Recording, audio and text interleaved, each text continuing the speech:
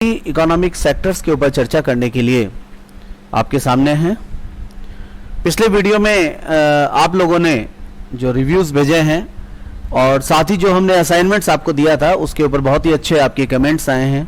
आप पूरा वीडियो देखें, ध्यान से देखिए, हम आप ही के लिए प्रयास कर रहे हैं। और जो आपको असाइनमेंट दिया जाता है, साथ ही आपको वीडियो कैसा लगा उससे संबंधित बातें भी हमारे साथ शेयर करें, जिससे हम और अधिक अच्छे वीडियोस आपके लिए बना सकें। मानव के जीविकोपार्जन के लिए की जाने वाली क्रिया आर्थिक क्रिया कहलाती है और यह 4 प्रकार की होती है: प्राथमिक, द्वितीयक, तृतीयक और चतुर्थक।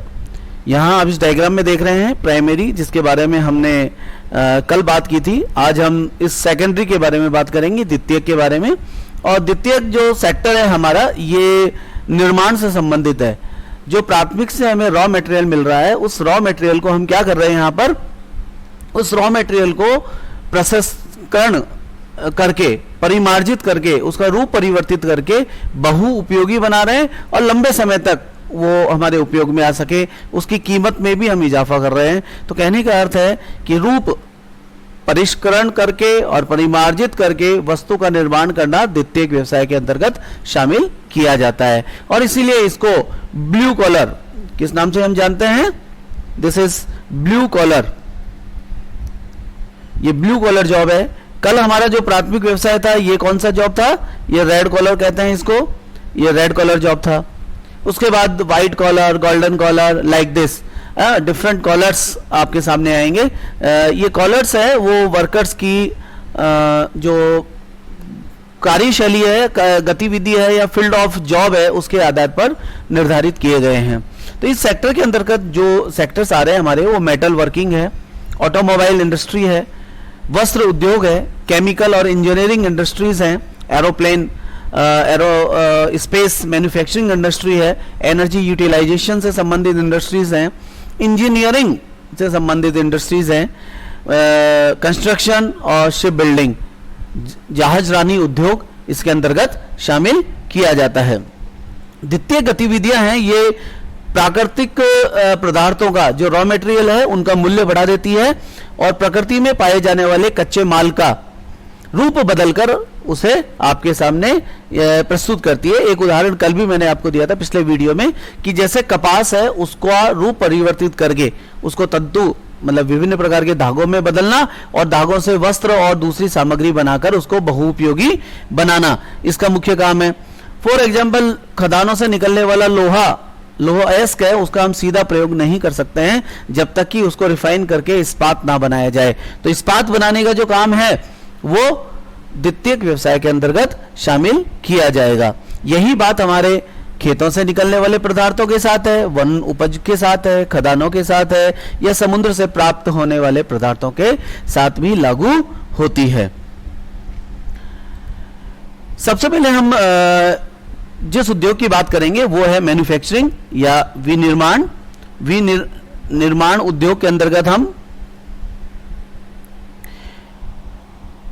किसी वस्तु का उत्पादन, विनिर्माण का मतलब क्या है, किसी वस्तु का उत्पादन, किसी वस्तु का उत्पादन करना, हस्तशिल्प कार्य से लेकर लोहा व इस्पात को गढ़ना, प्लास्टिक के खिलौने बनाना, कंप्यूटर के अत्यधिक सूक्ष्म घटकों को जोड़ना, यान निर्माण करना, चाहे वो वायुयान हो, अंतरिक्ष यान हो, ये सब विनिर्माण के अंतर्गत शामिल किया जाता है। विनिर्माण की सभी प्रक्रियाएं हैं, उनकी सामान्य विशेषताएं क्या हैं? एक तो ये एनर्जी का प्रयोग करते हैं, शक्ति के साधन का, एक चीज इंपॉर्टेंट है। दूसरी चीज क्या है कि एक जैसी वस्तुओं का विशाल निर्माण करेंगे, same articles, same products, same product बनाते हैं। जैसे ऑटोमोबाइल इंडस्ट्री में, कार इंडस्ट्री है, तो वो कार से संबंधित उत्पादन करती है। इसमें लेबर है, वो भी बहुत ही अधिक मात्रा में लेबर्स, और वो भी कैसे चाहिए, स्किल्ड लेबर चाहिए। इंपॉर्टेंट बात यह है कि कुशल श्रमिक हमको चाहिए होते हैं इसके अंतर्गत। ये एक तीसरी महत्वपूर्ण बात है। चौथी इसके महत्वपूर्ण बात है वो है ट्रांसपोर्टेशन, ट्रांसपोर्टेशन बहुत अच्छा उपलब्ध होना चाहिए। और पांचवी इंपॉर्टेंट बात है वो है मनी, धन, धन की अत्यधिक आवश्यकता होती है। तो किसी भी विनिर्माण उद्योग के लिए, विनिर्माण उद्योग के लिए ये आवश्यक क्या है, तत्व है। इसके अलावा वाटर और लैंड, ये अन्य तत्व हैं जो किसी भी विनिर्माण उद्योग के स्थायित्व को या उनके स्थानीयकरण को प्रभावित करते हैं। विनिर्माण उद्योग के वर्गीकरण के आधार के ऊपर भी हम चर्चा कर लेते हैं। इस पे सबसे इंपॉर्टेंट जो चीज आती है वो है कच्चा माल, दैट इज रॉ मटेरियल। स्थानीयकरण के लिए उत्तरदायी एक और इंपॉर्टेंट मटेरियल है, वो है कच्चा माल। कच्चे माल के आधार पर इसे पुनः 5 भागों में बांटा गया है। कितने भागों में? 5 भागों में। कौन कौन सा? पहला है एग्रीकल्चर, दूसरा है माइन से रिलेटेड, मिनरल से रिलेटेड, तीसरा है केमिकल इंडस्ट्रीज, केमिकल इंडस्ट्रीज के बाद चौथा है फॉरेस्ट इंडस्ट्रीज, वनों के ऊपर निर्भर और पशु से संबंधित कच्चा माल। Agriculture, mine, chemical, forest and livestock, ये कच्चे माल हैं जो 5 शीर्षकों के अंतर्गत रखे गए हैं। अब सबसे पहले हम कृषि आधारित विनिर्माण उद्योग की बात करते हैं। खेतों से प्राप्त कच्चे माल को विभिन्न प्रक्रियाओं के द्वारा तैयार करके या उनका रूप परिवर्तित करके ग्रामीण और नगरीय क्षेत्रों में के बाजारों में भेजा जाता है। जैसे फॉर एग्जाम्पल गन्ने से शक्कर बनाना, अचार, फलों का रस, पेय पदार्थ, चाय, कॉफी, मसाले, तेल, वस्त्र तथा रबड़ उद्योग। जैसे भोजन प्रसंस्करण का एक उदाहरण लेते हैं हम। कृषि से तैयार खाद्य पदार्थ उसको रूप परिवर्तित करके डिब्बाबंद खाद्य पदार्थ के रूप में, मिठाइयों के रूप में सुरक्षित करके, प्रसंस्करण करके लंबे समय तक उपयोग में आ सके, इन विधियों के साथ उसका प्रसंस्करण किया जाता है। चाहे वो सुखाकर किया जाए, चाहे उसके अंदर सिरका या अन्य प्रकार के केमिकल्स डाल के उसको प्रिजर्व किया जाए। औद्योगिक क्रांति से पूर्व भोजन प्रसंस्करण की जो प्रक्रिया थी वो प्राचीन थी, लेकिन आजकल बड़े उद्योग प्रसंस्करण के लिए आ गए हैं। तो कृषि व्यापार एक प्रकार की व्यापारिक कृषि है और औद्योगिक पैमाने पर की जाती है।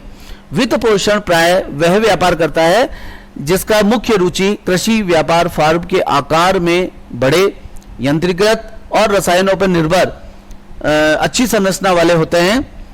इनको हम कृषि कारखाने कहते हैं।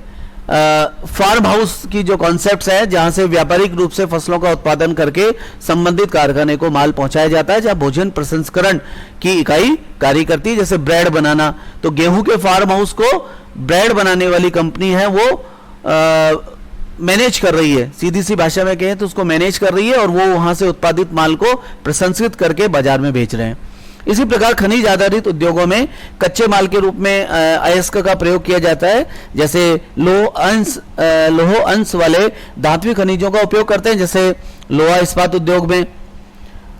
इसके अतिरिक्त अलोह धातु जैसे एल्यूमिनियम, तांबा, जवाहरात, सीमेंट, मिट्टी के बर्तन आदि में अधात्विक प्रयोग होता है। हमारे यहाँ हिंदुस्तान जिंक से जो निकलता है, जैसे सीसा, जस्ता और चांदी, इसका प्रयोग विभिन्न प्रकार के इंडस्ट्रीज करते हैं। लोहा इंडस्ट्री है, जस्ते का प्रयोग करती है।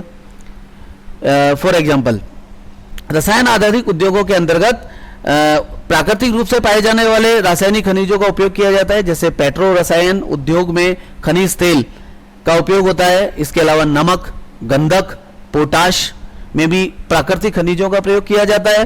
कुछ रासायनिक उद्योग जैसे लकड़ी और कोयले से प्राप्त कच्चे माल पर निर्भर करते हैं। प्रारंभिक समय में जब लोहा इस्पात उद्योग की स्थापना होने लगी थी, तो वो ज्यादातर है वो लकड़ी या कोयले के ऊपर निर्भर था। रसायन उद्योग के अंतर्गत कृत्रिम रेसे बनाना, प्लास्टिक का निर्माण करना जैसे उद्योग शामिल हैं। वन पर आधारित उद्योग नेक्स्ट, ये हम फॉरेस्ट के से संबंधित उद्योग की बात कर रहे हैं। इसमें कई मुख्य एवं गौण उपज काम में आती हैं। फर्नीचर उद्योग के लिए इमारती लकड़ी का प्रयोग किया जाना, बांस एवं घास तथा लाख उद्योग के लिए लाख वनों से ही प्राप्त होती है। एंड लास्ट वन इज पशुपालन। पशु आधारित उद्योगों में चमड़ा उद्योग इंपॉर्टेंट है, ऊन उद्योग, दोनों चमड़ा और ऊन हम सभी जानते हैं। कानपुर, चेन्नई चमड़ा उद्योग के लिए फेमस है। चमड़ा उद्योग एवं ऊनी वस्त्र उद्योग के लिए ऊन पशुओं से प्राप्त होती है। हाथी दांत उद्योग के लिए भी हाथी के से हमें दांत मिलता है और उसके आधार पर उद्योग की स्थापना की जाती है। ये तो हो गया कच्चा माल के ऊपर आधारित। अब सेकंड हमारा टाइटल है वो है आकार पर आधारित। आकार पर आधारित, आकार के ऊपर आधारित है उद्योग तीन प्रकार के हो गए, कुटीर उद्योग, लघु उद्योग और बृहत उद्योग। सबसे पहले हम बात करेंगे कुटीर उद्योग की। नाम से मालूम चल रहा है प्राचीन काल में भारत में कुटीर उद्योग थे, आज भी चाइना में कुटीर उद्योग की प्रधानता है। यह निर्माण की सबसे छोटी इकाई होती है। इसमें शिल्पकार स्थानीय कच्चे माल का प्रयोग करते हैं। साधारण औजारों द्वारा परिवार के सभी सदस्य मिलकर दैनिक जीवन के उपभोग की वस्तुओं का निर्माण करते हैं। तैयार माल का या तो वे स्वयं उपभोग करते हैं या स्थानीय गांव के स्थानीय क्षेत्र के बाजार में उसको बेचते हैं। कभी कभी ये उत्पादों की अदला बदली भी करते हैं कि आपने कपड़ा दिया और सामने चमड़े का सामान ले लिया, या कपड़े दिए और लोहे की वस्तु आपने किसी से ले ली। पूंजी एवं परिवहन इन उद्योगों को अधिक प्रभावित नहीं करते हैं क्योंकि कच्चा माल है वो स्थानीय स्तर पर होता है, बाजार भी स्थानीय स्तर पर है। अतः ये स्थानीय स्तर पर उपलब्ध संसाधनों का प्रयोग करते हुए जीविकोपार्जन के लिए की जाने वाली आर्थिक क्रिया है, इसे कुटीर उद्योग कहते हैं। इनके द्वारा जिन वस्तुओं का निर्माण किया जाता है उनके अंतर्गत प्रमुख वस्तुएं हैं जैसे खाद्य पदार्थ, अचार का निर्माण, मिठाइयों का निर्माण, कपड़े का निर्माण, चटाइयां बनाना, बर्तन बनाना, औजार बनाना, फर्नीचर, जूते या जूतियां बनाना, लघु मूर्तियां बनाना, मिट्टी और पत्थर की मूर्तियां और बर्तन बनाने का काम है। ईंट उद्योग इसके अंतर्गत शामिल किया जा सकता है। इसके अलावा सुनार के द्वारा सोना या चांदी एवं तांबे से जो आभूषण बनाए जाते हैं वो भी इसके अंतर्गत शामिल किया जाता है। कुछ शिल्प की जो वस्तुएं हैं हम बांस और लकड़ी की सहायता से भी बनाते हैं। हमारे चित्तौड़गढ़ का एक उदाहरण ले सकते हैं, बस्सी की काष्ठकला या मौलेला आर्ट। ये स्थानीय स्तर पर उपलब्ध संसाधनों से किया जाने वाला जीविकोपार्जन का कार्य है जो कुटीर उद्योग के अंतर्गत शामिल किया जाता है। अगला है हमारा छोटे पैमाने के उद्योग या लघु उद्योग। यह कुटीर उद्योग से थोड़ा सा भिन्न है। आदमी जो श्रमिक है बाहर से भी बुलाए जाते हैं। श्रमिकों की संख्या 10 से और 50 के बीच में हो सकती है, ये आप नोट करें। लघु उद्योग, इसकी श्रमिक इसमें 10 से 50 के मध्य हो सकते हैं और घर के बाहर के भी हो सकते हैं। इसके उत्पादन की तकनीक और निर्माण स्थल घर में भी हो सकता है और घर से बाहर भी हो सकता है। प्राय ये घर से बाहर होता है, चूंकि 10 से 50 आदमी होते हैं तो प्राय ये उद्योग है वो घर से बाहर लगाया जाता है। यह कुटीर उद्योग से भिन्न है क्योंकि इसमें जो कच्चा माल है स्थानीय स्तर के अलावा बाहर से भी लाया जाता है। इसमें नोट करने वाली बात है कि कच्चा माल है वो स्थानीय एवं बाहर दोनों जगह से मंगाया जाता है। अर्धकुशल श्रमिक, जो श्रमिक का प्रकार है वो कैसा है, इसमें पूर्णतः कुशल नहीं है, अर्धकुशल है। टेक्निकली सेमी स्किल्ड होते हैं। ये शक्ति के साधन भी इनको चाहिए और पूंजी की भी आवश्यकता होती है। रोजगार के अवसर इस उद्योग में स्थानीय स्तर पर कुछ लोगों को रोजगार इससे मिलता है। इसकी वजह से वहां पर लोगों की क्रय शक्ति बढ़ जाती है।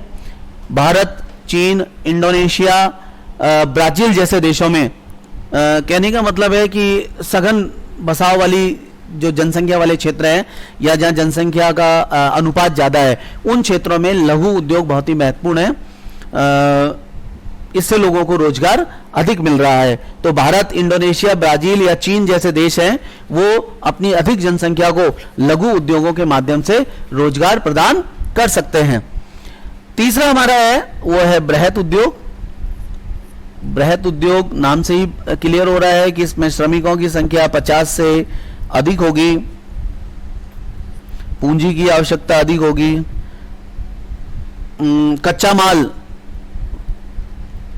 ये किसी भी जगह से आ सकता है आपूर्ति के लिए, विशाल बाजार चाहिए, परिवहन के बड़े साधन चाहिए, शक्ति के साधन चाहिए, श्रमिक है वो कैसे होने चाहिए, कुशल होने चाहिए, कुशल श्रमिकों की आवश्यकता होगी, तकनीकी की आवश्यकता होगी, विकसित प्रौद्योगिकी, उसके लिए हम शब्द नोट करेंगे कि हमें क्या चाहिएगी, इसके लिए विकसित प्रौद्योगिकी की आवश्यकता होगी। और इसके अलावा उत्पादन अधिक होगा, पूंजी अधिक होगी, तो उत्पादन जब अधिक होगा पूंजी अधिक लगेगी, तो आपको बाजार भी बड़ा चाहिए।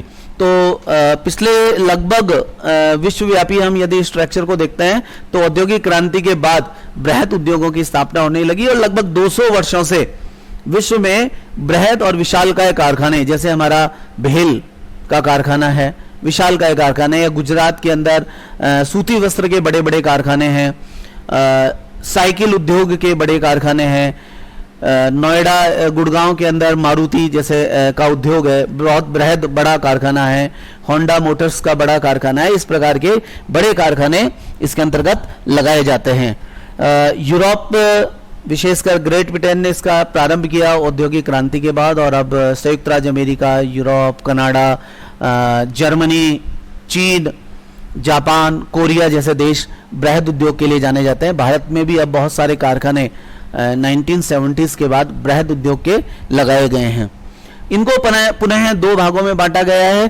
पहला है परंपरागत बृहद उद्योग कारखाने जो अधिक विकसित देशों में हैं, और दूसरा है उच्च प्रौद्योगिकी वाले बृहद कारखाने जिसमें टेक्नोलॉजी है वो विदेशों से आयातित की जाती है, और कारखाने चूंकि वहां पर श्रम सस्ता होता है, भूमि सस्ती होती है, जल की उपलब्धता रहती है, कच्चा माल वहां पर उपलब्ध होता है, इसलिए तकनीकी को बाहर से लाकर वहां पर कारखाना लगाया जाता है। आपने सुना होगा शब्द make in India and made in India.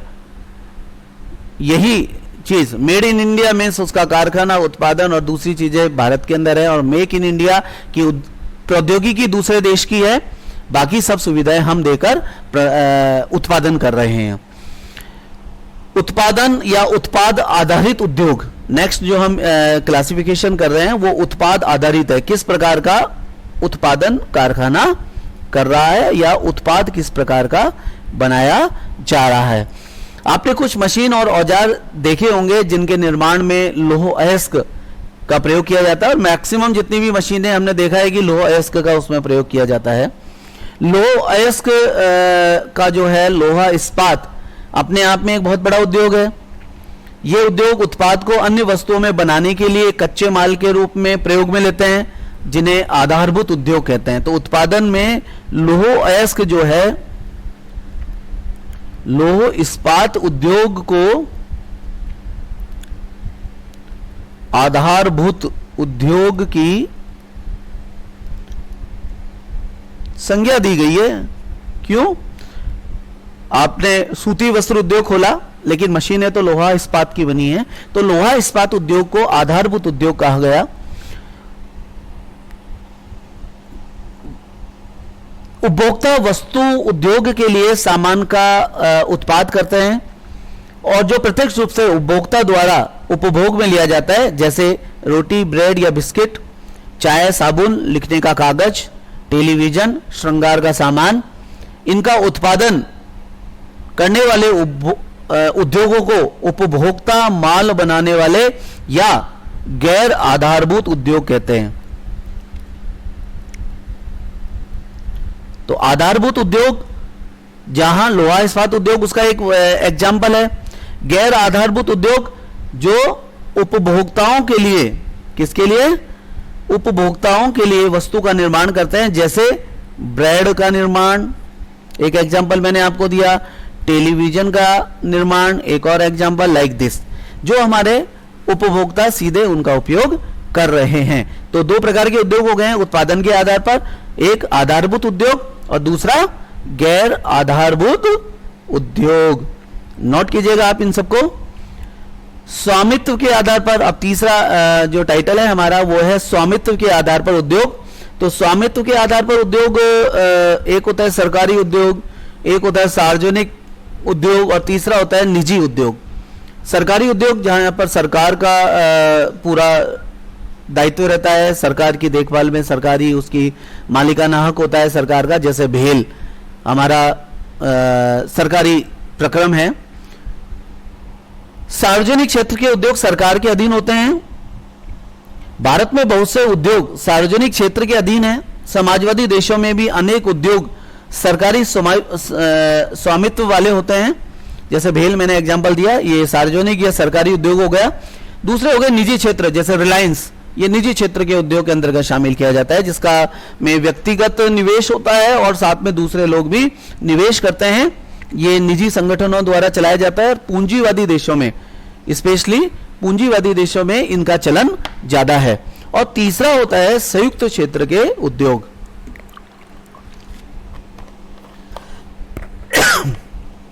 संयुक्त क्षेत्र के जो उद्योग हैं इनका संचालन संयुक्त कंपनी के द्वारा किया जाता है, जो किसी निजी या सार्वजनिक क्षेत्र की कंपनी हो सकती है। तो आज का असाइनमेंट है आपका,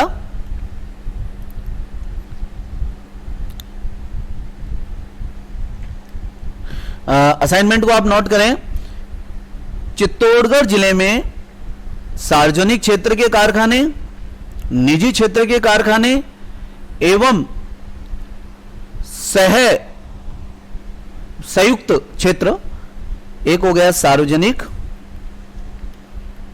दूसरा हो गया हमारा निजी और तीसरा हो गया संयुक्त क्षेत्र के कौन कौन से कारखाने हैं, उनकी लिस्ट आपको कमेंट बॉक्स के अंदर अटैच करनी है। कहां पर? हमारे चित्तौड़गढ़ में।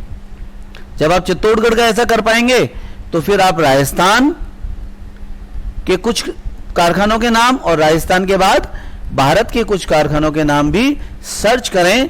यदि आपको इनमें से कुछ कारखाने नहीं मिल पा रहे हैं, जानकारी नहीं मिल पा रही है, तो आप कमेंट बॉक्स में इसे साझा करें।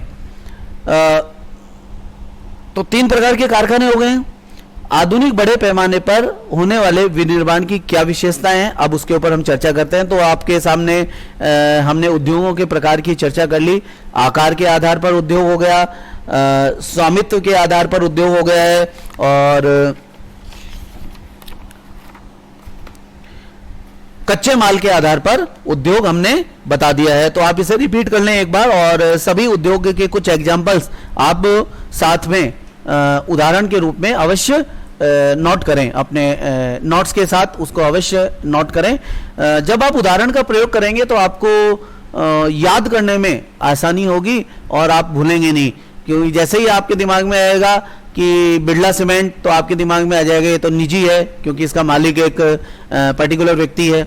तो इसी तरीके से जब आप भेल याद करेंगे तो आपको याद आएगा कि भाई ये भारत सरकार का है, ये सार्वजनिक क्षेत्र की कंपनी है जिसमें भारत सरकार का आधिपत्य है। तो इस तरीके से आपको एग्जाम्पल के साथ वस्तु को, विषय वस्तु को समझना आसान हो जाएगा। अब हम बात कर रहे हैं अगला कि विनिर्माण की क्या क्या विशेषताएं होती हैं। तो विनिर्माण की जो पहली विशेषता है वो है कौशल। क्या विशेषता है? कौशल। पहला, विनिर्माण की विशेषता। देखिए YouTube में आप 2 चीज कर सकते हैं। एक वीडियो को यदि आप पूरा एक साथ नहीं देख पाते हैं तो प्रयास करें कि उसको ऑफलाइन मोड में डाउनलोड कर लें और उसको पूरा देखें, क्योंकि वीडियो के प्रारंभ में आपको मान लीजिए इंट्रोडक्शन पार्ट समझाया जा रहा है, लेकिन जैसे जैसे आप डेप्थ में जाएंगे विषय को बहुत ही खोलकर समझाएंगे, और बहुत सारे डायग्राम्स का और दूसरी चीज़ों का भी हम प्रयोग करते हैं। तो ये आपके लिए जब भी आपको समय मिलता है आप इसको देख सकते हैं। तो ये बहुत अच्छा ऑनलाइन मोड जो है ये आपके लिए शिक्षण का एक बहुत अच्छी नवीन पद्धति है। तो प्लीज़ आप पूरा का पूरा YouTube वीडियो देखने का प्रयास करें, और हमारा चैनल MPGCC नोट कर लें आप लोग, MPGCC, फिर उसके बाद स्पेस देना है और उसके बाद GEOGRAPHY। ये हमारे YouTube चैनल है जिसके ऊपर हम नित्य नए वीडियोस भूगोल से संबंधित आपके लिए लेके आएंगे। कमेंट बॉक्स में आप वीडियो देखने के बाद अपना नाम और अपनी क्लास यदि डाल सकें अच्छा होगा, नहीं तो नाम और उसके साथ वीडियो आपको कैसा लगा इसको जरूर शेयर करें। ये हमारा YouTube चैनल है ज्योग्राफी के स्टूडेंट्स के लिए।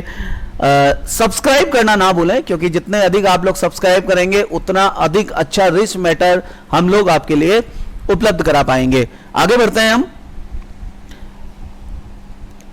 उद्योग का निर्माण और विनिर्माण उद्योग। विनिर्माण जिसका शाब्दिक अर्थ है हाथ से बनाना या फिर मशीन या यंत्रों के द्वारा बनाया जाना, जिसमें कच्चे माल को स्थानीय स्तर से या दूरस्थ स्तरों से मंगाया जाता है और तैयार माल को विश्व के कोने कोने में पहुंचाया जाता है। इसमें जो यंत्रीकरण है, यंत्रीकरण में यंत्रों का प्रयोग किया जाता है। प्रौद्योगिकी नवाचारों का हम इसमें प्रयोग करते हैं। देखिए शब्दों को ध्यान से नोट करें आप। प्रौद्योगिकी नवाचार का प्रयोग करते हैं। वस्तु के निर्माण की गुणवत्ता को बनाए रखने का प्रयास किया जाता है। प्रदूषण से बचाव के लिए उपाय किया जाता है। अपशिष्टों के निस्तारण के लिए प्रयास किया जाता है। संगठनात्मक ढांचे के अंतर्गत भी इसमें बहुत सारी विशेषताएं हैं, जैसे जटिल प्रौद्योगिकी यंत्रों का प्रयोग किया जाना, विशिष्टीकरण, चाहे वो श्रम का विशिष्टीकरण हो, मशीनों का विशिष्टीकरण हो, अत्यधिक ज्यादा पूंजी का प्रयोग किया जाना, बड़े संगठन का मतलब चतुर्थक, तृतीयक और द्वितीयक व्यवसाय, साथ ही प्राथमिक व्यवसाय तो पहले से शामिल है, इन सब का भी इसमें समावेश किया जाता है। प्रशासनिक अधिकारी और प्रशासनिक वर्ग भी इसके साथ मैनेजमेंट के लिए पूरी एक टीम वर्क करती है। इसमें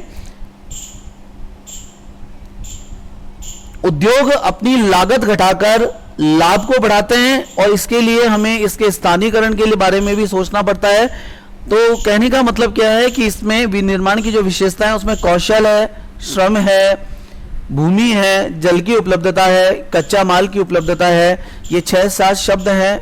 ये किसी भी उद्योग के स्थानीयकरण के लिए जहां उत्तरदायी हैं, वहीं उस उद्योग की विशेषताओं को भी हमारे सामने इंगित करते हैं। तो इम्पोर्टेंट बात क्या है यहाँ पर, एक्चुअली जब हम इंडस्ट्रियल लोकेशन की बात करेंगे के जो कारक हैं वही का सिद्धांत हम पढ़ेंगे, तब हम इसकी विशेषताओं को बताने वाले कारक भी हैं। एग्जांपल आप इनको थोड़ा सा एलोबरेट करके, इंडस्ट्रीज की स्थापना है वो एक सामान्य प्रक्रिया नहीं है, उसमें बहुत सारी चीज़ों के ऊपर, बहुत सारे फैक्टर्स के ऊपर हमें सोचना पड़ता है। कोई भी इंडस्ट्री बहुत सारे फैक्टर से प्रभावित होती है। तो यहाँ जो फैक्टर्स हैं हमने उन्हें 2 भागों में बांटा है। पहला हमारे ज्योग्राफिकल फैक्टर्स हैं। ज्योग्राफिकल फैक्टर में जिन कारकों को हमने लिया है वो पहला है रॉ मटेरियल। जैसे कि मैंने कहा कि रॉ मटेरियल इंडस्ट्रीज को सबसे ज़्यादा प्रभावित करते हैं, लेकिन हर एक इंडस्ट्री के लिए रॉ मटेरियल अलग प्रकार का है। जैसे फॉर एग्जांपल एक उदाहरण हम साथ में ले रहे हैं यहाँ पर। This is location triangle theory. ये वेवर का सिद्धांत है और वेवर ने ऐसी इंडस्ट्री जिसमें 2 प्रकार के रॉ मटेरियल्स चाहिए। एक रॉ मटेरियल फॉर एग्जांपल लोहा इस्पात इंडस्ट्री हो सकती है या सीमेंट इंडस्ट्री हो सकती है।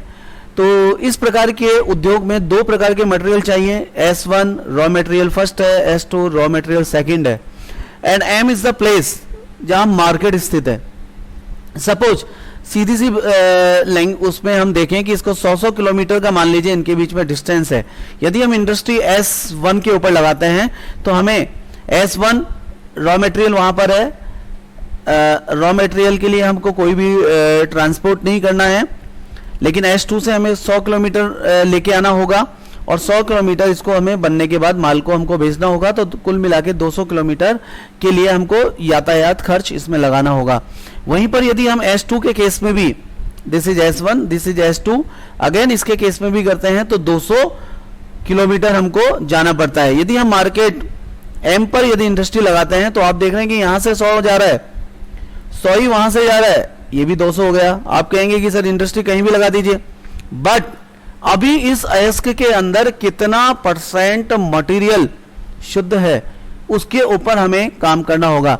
मान लीजिए S1 के अंदर 1 किलोग्राम अयस्क के अंदर सिर्फ 400 ग्राम ही शुद्ध मटेरियल मिलता है।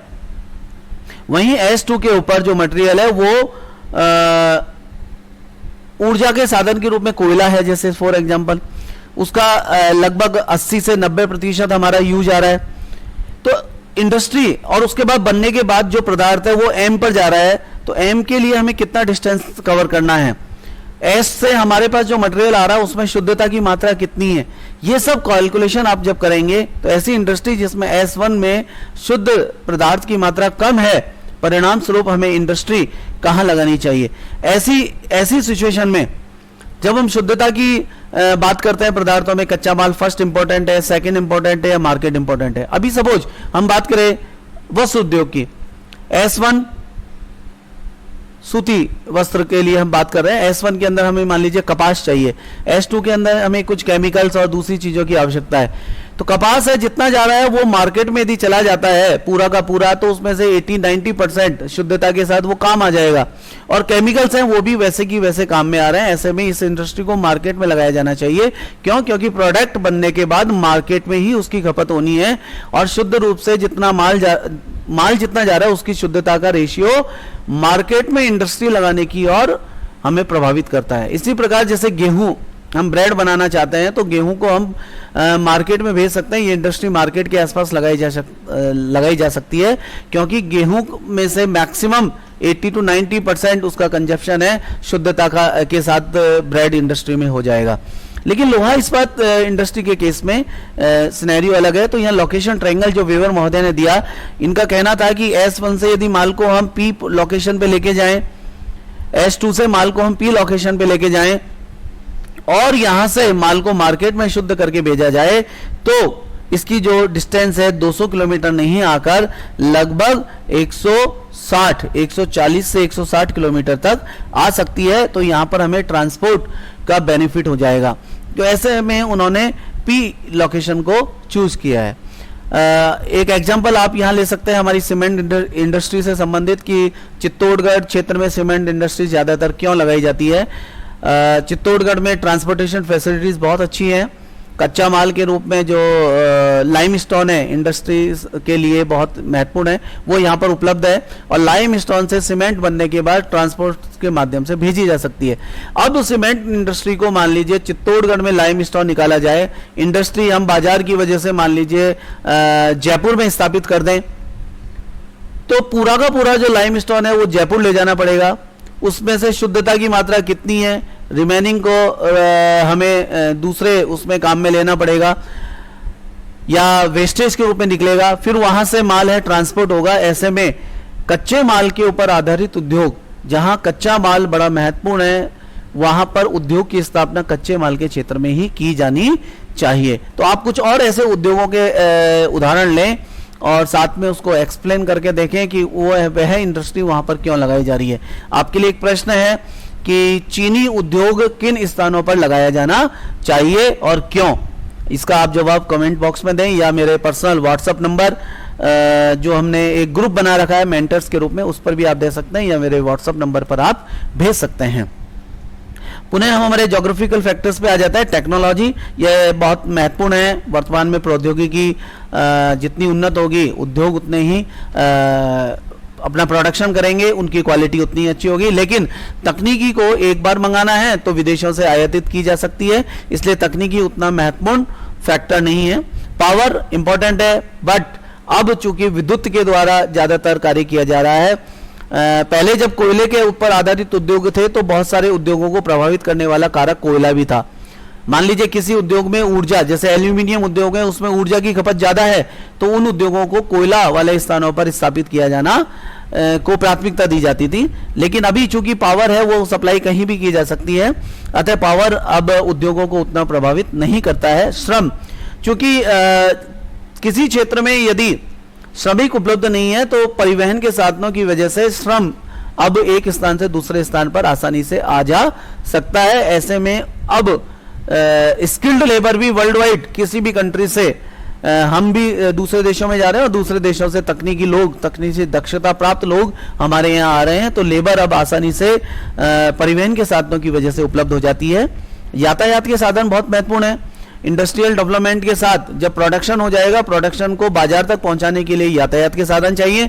वस्त्र उद्योग के केस में, डेयरी उद्योग के केस में, भोजन प्रसंस्करण जैसे उद्योगों के केस में बाजार के समीप ही उद्योग स्थापित किए जाते हैं, क्योंकि माल बनने के बाद तुरंत बाजार में जाए। वस्त्र उद्योग के केस में भी बाजार के समीप इसलिए भी रखा जाता है क्योंकि फैशन क्या चल रहा है इसकी जानकारी बाजार के पास ही ज्यादा मिलती है। परिणाम स्वरूप माल बनते ही बाजार में जाएगा तो उसकी खपत शीघ्र होगी। Storage and water warehouse ये बड़े महत्वपूर्ण है। मार्केटिंग फैसिलिटीज उपलब्ध होनी चाहिए। केवल मार्केट, स्थानीय बाजार के साथ साथ दूसरे देशों के साथ हमारे संबंध अच्छे होने चाहिए ताकि हमारा यहाँ का माल दूसरे देशों में जा सके। लैंड एंड सॉइल इंपॉर्टेंट है। जलवायु किसी क्षेत्र की इंपॉर्टेंट है, लेकिन जलवायु उद्योगों को एक सीमा तक प्रभावित करती है, बट जलवायु उद्योगों आर्थिक क्रिया को जलवायु विपरीत होते हुए भी आर्थिक क्रिया प्रभावित नहीं होती है। जैसे फॉर एग्जांपल हम चिली का उदाहरण ले सकते हैं। वहां पर बहुत सारी इंडस्ट्रीज और खनन कार्य इसलिए किया जाता है कि वो वहीं पर उपलब्ध है वो साधन। इसी प्रकार हमारा ऑस्ट्रेलिया का जो क्षेत्र है सोने की खानों के लिए फेमस है। हमारा छोटा नागपुर का क्षेत्र आप देख लीजिए, वो विपरीत परिस्थितियां थी वहां पर, लेकिन आज भारत के 17 बड़े महानगर छोटा नागपुर क्षेत्र में स्थापित हो गए हैं। तो क्लाइमेट अब उतना इंपॉर्टेंट नहीं रहा है, क्योंकि यदि कोई खनिज किसी पर्टिकुलर कंडीशंस में मिल रहा है तो वहां पर उद्योग स्थापित हो जाते हैं। दूसरी परिस्थितियों को देखते हुए भी सऊदी अरब, इराक, ईरान तेल के लिए फेमस है, और उन विपरीत परिस्थितियों में रेगिस्तानी क्षेत्रों के अंदर भी पूरे संसार के लोग जाकर काम कर रहे हैं। जल महत्वपूर्ण कारक है। बहुत से उद्योग जैसे वस्त्र उद्योग के लिए जल आवश्यक है, लेकिन जल के आधार पर उद्योगों की स्थापना प्रभावित नहीं होती है, क्योंकि अब तकनीकी दक्षता इतनी हो गई है कि दूर दराज के क्षेत्रों से भी जल उपलब्ध कराया जा सकता है। इसी प्रकार प्राकृतिक संसाधन है वो भी उद्योगों को प्रभावित करते हैं। अब कुछ फैक्टर्स हैं जैसे नॉन ज्योग्राफिकल फैक्टर, जिसमें पहला है पूंजी। पूंजी किसी भी उद्योग को प्रभावित करती है, क्योंकि उद्योग की स्थापना के लिए, मशीनों के लिए प्रारंभिक जो इंफ्रास्ट्रक्चर डेवलपमेंट है, ढांचागत जो सुविधाएं हमें उपलब्ध करानी होती है, वो पूंजी के ऊपर निर्भर करती है। इसी प्रकार बैंकिंग जो फैसिलिटीज है, लोन की जो फैसिलिटीज है, वो बहुत महत्वपूर्ण है। Government policies and regulations, rules and regulations, ये बड़ी महत्वपूर्ण है। राजस्थान सरकार ने जैसे एकल खिड़की योजना प्रारंभ की है। भारत सरकार भी विदेशी निर्यात को प्रभावित करने के लिए, विदेशी निर्यात को अपने यहाँ लाने के लिए बार बार आयोजन करता है, ताकि दूसरे देशों की पॉलिसी, दूसरे देश हमारे यहाँ के निवेश करें और हमारे यहाँ पर उद्योगों का विकास हो। इसके अलावा लोकल इन्फ्लुएंस जो है ये बड़ा महत्वपूर्ण कारक है। राजनीतिक दबाव हो सकता है, स्थानीय लोगों का विरोध हो सकता है। किसी जैसे खाद के कारखाने के लिए स्थानीय लोग कई बार विरोध कर जाते हैं। भोपाल गैस त्रासदी कांड होने के बाद बहुत सारी जगह पर इस प्रकार के उद्योगों का लोगों ने विरोध किया है, तो कई बार प्रेशर ग्रुप्स जो काम करते हैं उनकी वजह से भी किसी स्थान पर उद्योग की स्थापना नहीं होती है। अब हम एक दो एग्जाम्पल्स के साथ आज की हमारी चर्चा को समाप्त करेंगे। पहला एग्जाम्पल हम ले रहे हैं जर्मनी है उसका रूहुर कोयला क्षेत्र। यह बड़ा महत्वपूर्ण उदाहरण है हमारे लिए। आप सभी एक मैप के अंदर देखिए, जर्मनी के इस क्षेत्र की हम यहाँ अभी बात कर रहे हैं। इस क्षेत्र के अंदर ये रूहुर कोयला क्षेत्र स्थित है। सॉरी, इस क्षेत्र की मैं बात कर रहा हूँ। इस क्षेत्र में हम चर्चा कर रहे हैं। यह लंबे समय से यूरोप का बहुत ही महत्वपूर्ण औद्योगिक केंद्र रहा है। कोयला, लोहा एवं इस्पात इस क्षेत्र की अर्थव्यवस्था का मुख्य आधार रहे हैं। कोयले की मांग कम होने के बाद रूहुर कोयला क्षेत्र जो है वो वहां पर उद्योग थोड़े संकुचित होने लगे हैं। लोहो अयस्क समाप्त होने पर जल मार्ग से आयात किया जा रहा है। जैसे फ्रांस से इस क्षेत्र में लोहा आयात कर रहे हैं। अभी जर्मनी में जितना भी लोहा इस्पात पैदा हो रहा है उसका 80% है रूर कोयला क्षेत्र जो है, यहां से औद्योगिक क्षेत्र रूर, वहां से प्राप्त किया जा रहा है। यह कोयला क्षेत्र है, लोह अयस्क विदेशों से मंगाया जा रहा है और उद्योगों की स्थापना की जा रही है।